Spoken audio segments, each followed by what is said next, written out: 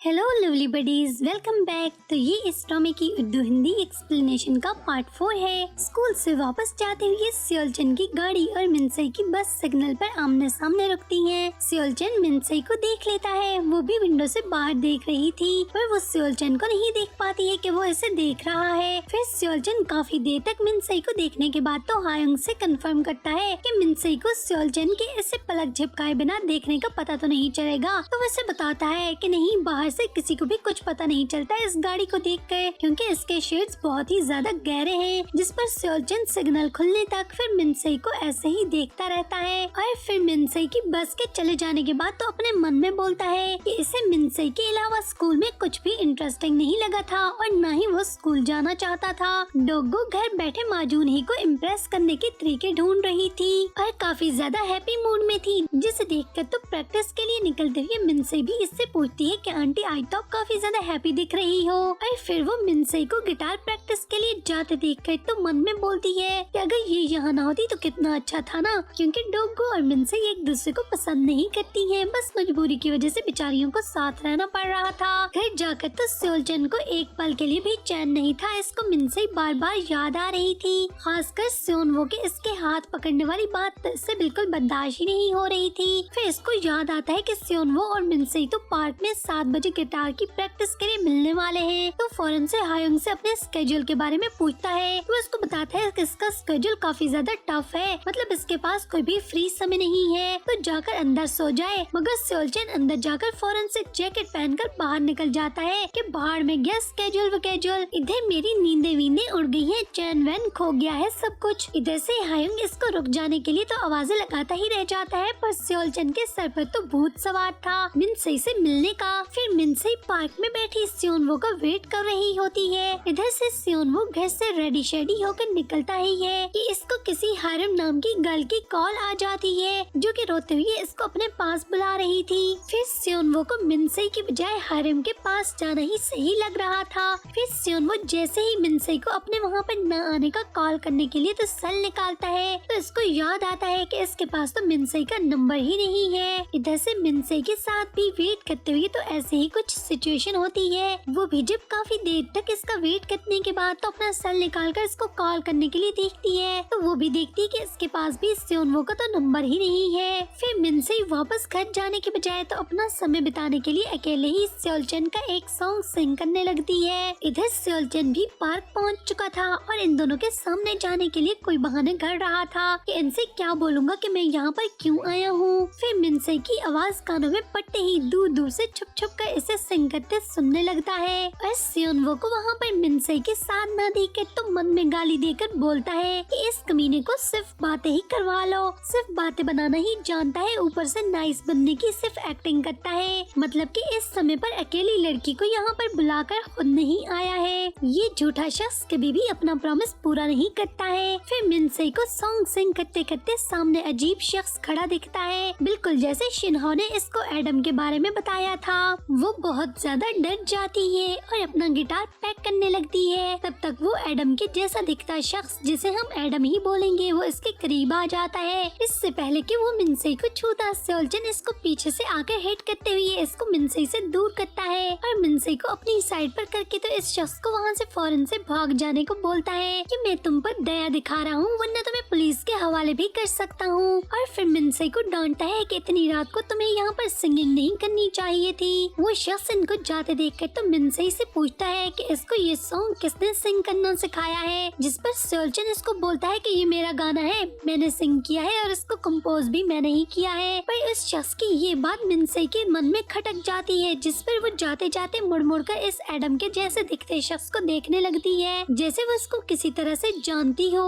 फिर रास्ते पर जाते जाते तो मिनसई यून सियोलचन से वहाँ आने का रीजन पूछती है, तो पहले से ही बनाया हुआ बहाना वो उसको सुना देता है कि हवा खाने के लिए निकला था और मैं एक आर्टिस्ट हूँ और तुम्हारी आवाज सुनकर तो तुम्हारे पास चला आया। वो फिर इसको बचाने के लिए तो थैंक्स बोलकर जाने ही लगती है, तो इसको पकड़कर रोक लेता है कि सिर्फ खाली खुली थैंक्स से कुछ नहीं होगा, अगर इस तरह से रूखा फीका सा थैंक्स बोलोगी तो आइंदा तुम्हारी कोई भी हेल्प नहीं करेगा। तो इसको बोलता है कि अपने थैंक्स के बदले में मुझे मिल्क खरीद कर दो। तो फिर वो इसको सामने बने कैफे में ले जाती है, जहाँ पर वो अभी इस एडम के बारे में सोच ही रही थी कि वो इस सॉन्ग को क्यों पूछ रहा था। इसको इसको गुमसुम देखकर तो सेओलचन इसको आवाज लगाकर प्रेजेंट में लाता है कि कहाँ गुम हो, तुम्हारा हीरो तुम्हारे सामने बैठा है। फिर मिनसे के लिप्स पर मिल्क लगा देखकर तो सेओलचन इसे अपने करीब होने का बोलता है ताकि वो उसके लिप्स को सॉफ्ट करे। पर मिनसे इसकी बात सुनकर फौरन से अपनी टंग से ही अपने लिप्स पर लगा मिल्क सॉफ्ट कर देती है, जिसे देखकर सेओलचन को कुछ और ही फीलिंग्स आती हैं। इसे ऐसा करते देखकर तो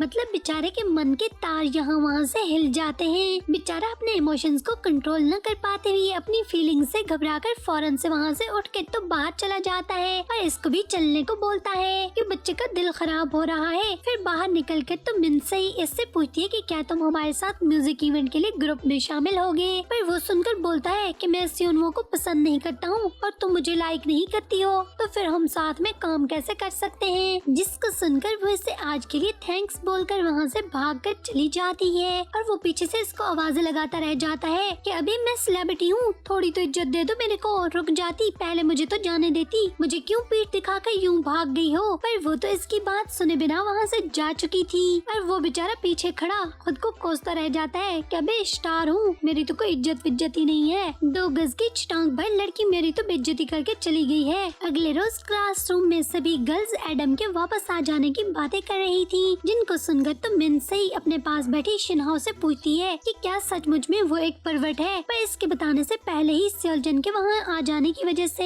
शिनहो इसके पास से उठकर तो चली जाती है। फिर मिनसे सेओलचन के आने की तरफ बिल्कुल भी ध्यान नहीं देती है। पर जैसे ही सियोनवो क्लास में आकर इसको दूर से सर के इशारे से ग्रीटिंग करता है तो मिनसे को भी इसे रिस्पांस देते देखकर तो सेओलचन को काफी ज्यादा गुस्सा आ जाता है कि ये लड़की बहुत ही ज्यादा अजीब है कि मतलब मेरे साथ कीटाणु लगे हैं और ये सेफ गार्ड से नहा धोकर आया है जो इसको मुस्कुरा कर तो ग्रीटिंग किए जा रही है। और अपने वहाँ पर खड़े होने का इसको एहसास दिलाने के लिए तो अपना बैग जोर से इसकी टेबल पर पटक देता है। फिर इनकी क्लास टीचर के एब्सेंट होने की वजह से सियोनवो इन सभी को लेकर म्यूजिक प्रैक्टिस के लिए हॉल में ले जाता है। सियोनवो को मिनसे के साथ जाकर बैठते देखकर सेओलचन से बिल्कुल भी बर्दाश्त नहीं हो रहा था। थोड़ी देर तक तो सबसे अलग बैठकर इन दोनों को इकट्ठे प्रैक्टिस करते देखता रहता है और मन ही मन में करता रहता है कि इस मिनसे की बच्ची को देखो, जब भी इस सियोनवो के बच्चे के साथ होती है तो काफी हैप्पी होती है, पर मेरे साथ होते हुए तो इसको सांप सूंघा रहता है और बोलता है कि क्या मेरा ह्यूमर इतना बुरा है। फिर बेचारे से बर्दाश्त नहीं होता तो गुस्से से उठकर गाड़ी में बाहर जाकर बैठ जाता है। फिर काफी देर तक कुछ सोचने के बाद तो अपना इंस्ट्रूमेंट लेकर इनके पास जाकर बोलता है कि मैं तुम दोनों के साथ प्रैक्टिस करने के लिए रेडी हूँ। जब सियोनवो अचानक इससे इसके माइंड चेंज करने का रीजन पूछता है तो बोलता है कि स्कूल के सब लोग इसको लेकर तो नेगेटिव कमेंट लिख रहे हैं, तो वो नहीं चाहता है अपनी इमेज और मजीद खराब करे, बस इसलिए तुम दोनों के साथ मिलकर तो प्रैक्टिस करना चाहता हूँ। फिर वो तीनों एक दूसरे के साथ राजी बाजी होके तो तीनों मिलकर हार में सेओलचन के बताए गए सॉन्ग और इसकी इंस्ट्रक्शंस पर प्रैक्टिस करते हैं और तीनों की प्रैक्टिस काफी ज्यादा सक्सेसफुल भी रहती है। प्रैक्टिस करने के बाद तो वॉशरूम में सियोनवो सेओलचन को बताता है कि इसे सेओलचन के साथ आज प्रैक्टिस करके काफी अच्छा लगा और इन्हें काफी ज्यादा मजा आया, मगर सेओलचन आगे से इसको नखरे दिखाता वहाँ से चला जाता है। इधर मिनसे जब सेओलचन और सियोनवो के बाद अकेली हाल में खड़ी होती है कि तभी वहाँ पर माजून ही और शिंजिरॉय अपने ग्रुप के साथ आकर इसको शेफर्ड गर्ल कहकर बुली करने लगते हैं। खासकर इन दोनों के साथ खड़ी लड़की तो काफी ज्यादा बढ़ चढ़कर आगे आ रही थी और माजून ही भी इनके साथ शामिल हो चुका था। और वहाँ पर इन सभी के इंस्ट्रूमेंट्स को पड़े देखकर तो टॉय बोलकर वहाँ से उठाकर ले जाने को बोलते हैं, पर मिनसे भी आगे से इनका खूब मजाक बनाती है। फिर जब मिनसे इस ग्रुप के साथ तो लड़ रही होती है तब तक वहाँ पर सेओलचन भी आकर मिनसे का साथ देता है। सेओलचन को देखकर तो सामने वाला पूरा ग्रुप ही शिंजी को छोड़कर सेओलचन का फैन था।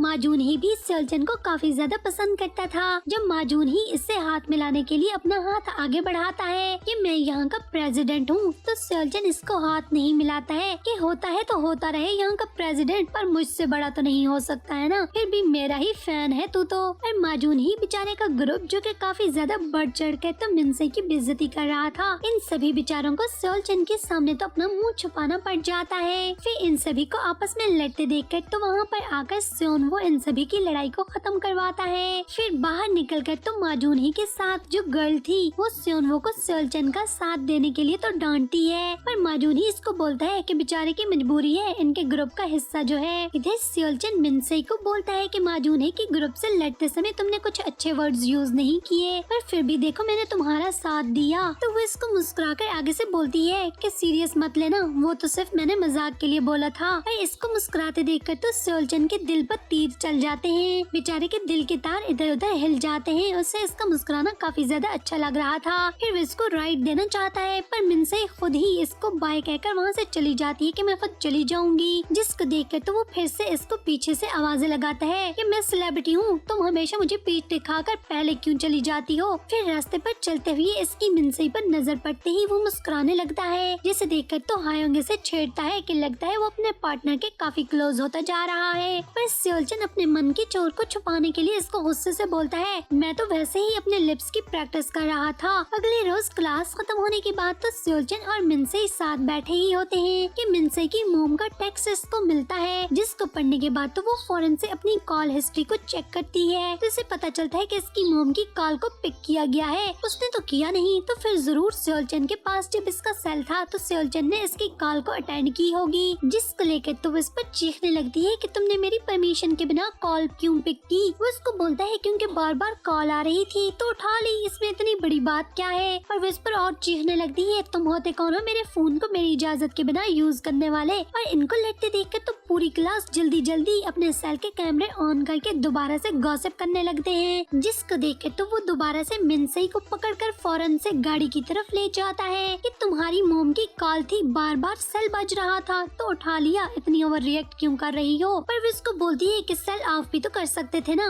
और इसको बोलती है, सब लोग तुम्हारी बात को आंखें बंद करके मानते हैं, कोई तुम्हें सीधा गलत कहने वाला नहीं है, तुम्हारे मन में जो आता है तुम वही करते हो। तो तुम्हें लगता है कि सब कुछ ठीक है, पर ऐसा नहीं है, सब कुछ तुम्हारी मर्जी से नहीं हो सकता है। तुम्हारे अंदर दूसरों को लेकर तो कोई एम्पैथी नहीं है, बल्कि इस वर्ड का तो तुम्हें पता भी नहीं होगा, बेहिस इंसान कहीं के ना हो तो। और इसको खूब सुनाकर वहाँ से जाने लगती है। फिर भी वो उसकी इतनी ज्यादा कड़वी कसीली बातें सुनने के बाद तो इसको बोलता है, तुमने मेरे बारे में बहुत ही गलत बोला, मैं ऐसा वैसा बिल्कुल भी नहीं हूँ। और फिर इसे अपनी मोम को कॉल करने लेने को बोलता है, पर वो गुस्से से वहाँ से चली जाती है। फिर हायोंग वापस आकर तो इससे बताता है कि अभी के कांड के बाद सीईओ ने इसके सारे के सारे सामान को अपार्टमेंट से निकाल कर इसके घर पर भेजने का फैसला सुना दिया है कि अब सेओलचन बाकी का स्कूल पीरियड घर से ही अच्छे बच्चे की तरह अपने मॉम डैड के पास से रेडी होकर स्कूल जाकर तो गुजारेगा। जिस पर सेओलचन को काफी ज्यादा गुस्सा आ जाता है और वो उसके लिए राजी नहीं था। वो सीईओ से बात करने जाना चाहता था। फिर वो सीईओ के पास जाकर मिनसे का सारा गुस्सा जाकर इस पर निकालता है और इसको बोलता है कि जो तेरी मर्जी करती है, तू मुझे ऐसे वैसे घुमाता रहता है बॉल की तरह यहाँ से वहाँ। मैं स्कूल नहीं जाना चाहता था, पर तूने मुझे स्कूल भेजा। अब मुझसे पूछे बिना मेरा सामान मेरे घर पर भेज दिया। क्यों? मेरी कोई इमोशन नहीं है, मेरी कोई फीलिंग नहीं है, मतलब तेरी फीलिंग्स और मेरी फीलिंग्स कुछ नहीं। और गुस्से से बाहर निकल जाता है, जिसे देखकर तो सीईओ हायोंग से पूछता है कि अबे इससे क्या हुआ है, किसी पागल कुत्ते वुत्ते ने काट लिया इसको। तो हायोंग इसको बोलता है कि सरकार, इसकी अपने पार्टनर के साथ लड़ाई हुई और काफी जोरों की बेइज्जती खाकर आया है। जिस पर सीईओ चीख कर बोलता है कि अबे तो फिर मुझ पर क्यों चीख रहा था। उसका गुस्सा उसी पर निकालता ना। इधर से सेओलचन काफी ज्यादा गुस्से में जाकर तो छत पर बैठ जाता है। पर मिनसे की इसको कहेगी सभी कड़वी कसीली बातों को याद करके तो अपना गुस्सा निकालने लगता है। इधर से मिनसे को जब सेओनवो क्लास में आने के लिए बुलाने आता है तो जाते जाते इसकी सेओलचन की सीट के पास वहाँ पर इसके छूट गए इंस्ट्रूमेंट पर नजर पड़ती है। फिर म्यूजिक क्लास स्टार्ट हो जाती है। सब लोग वहाँ पर आकर परफॉर्म करना स्टार्ट करते हैं और डोगो इन सभी की परफॉर्मेंस के मुताबिक इनके मार्क्स लगाती जाती है। इधर मिनसे सेओलचन के वहाँ पर न आने पर काफी ज्यादा परेशान होती है, क्योंकि इन तीनों ने मिलकर प्रैक्टिस कर रखी थी। फिर वो सेओनवो को आखिर तक सेओलचन के लौट कर आने का वेट करने को बोलती है कि हम लोग सबसे आखिर पर परफॉर्म करेंगे। इधर सेओलचन सेओनवो की कॉल को पिक नहीं करता है। सेओनवो उसे काफी देर तक कॉल करता रहता है। फिर ब्रेक समय आ जाता है, जिसमें मिनसे सेओनवो को बोलती है कि उसने सेओलचन के साथ काफी बुरा किया, मतलब कुछ ज्यादा ही बोल गई। इसे अब काफी ज्यादा अफसोस हो रहा था। फिर वो दोनों मिलकर डिसाइड करते हैं कि अगर आखिर तक सेओलचन वहाँ पर न आया तो वो खुद दोनों ही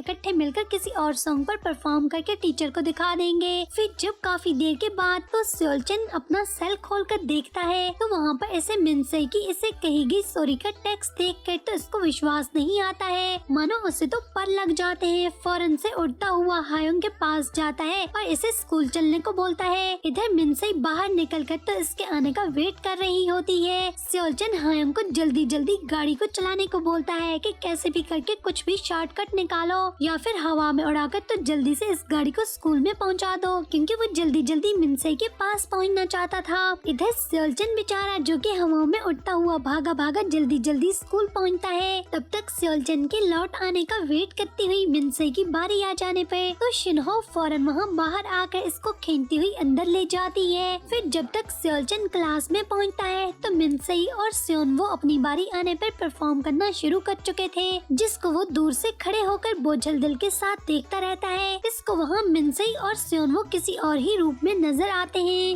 फिर इसके सामने इनकी परफॉर्मेंस को पूरी क्लास की तरफ से बहुत ही ज्यादा अप्रिशिएट किया जाता है और इनकी परफॉर्मेंस पर अगर पूरी क्लास में से कोई खुश नहीं था तो वो था माजून ही और शिंजे राय। और सेलचन का तो केस ही बिल्कुल अलग था, वो बेचारा तो सैड खड़ा था। इधर डोगो को भी स्योनवो और मिनसे की परफॉर्मेंस बहुत ज्यादा पसंद आई थी, जिसके लिए वो फौरन से अपने वाइस प्रिंसिपल को कॉल करके तो खुशखबरी सुनाती है कि लो मुबारक हो, हमें इवेंट में परफॉर्म करने के लिए एक ग्रुप मिल ही गया है। इनको अप्रिशिएट करते देखकर तो अपना फेस टर्न कर लेता है और फिर यहीं पर 4th एपिसोड का एंड हो जाता है। तो बस थोड़ी सी देरी के बाद फिर मिलते हैं बहुत जल्द एक और नई वीडियो के साथ। तो 5th एपिसोड तक आप लोग कमेंट करके मुझे जरूर बताइएगा कि आपको स्टोरी कैसी लगी। अगर वीडियो पसंद आई हो तो वीडियो को लाइक कर देना, अपने फ्रेंड्स के साथ शेयर करना और चैनल को सब्सक्राइब करना तो बिल्कुल भी मत भूलना। तो लवली बडीज फिर मिलते हैं बहुत जल्द। Thanks for watching.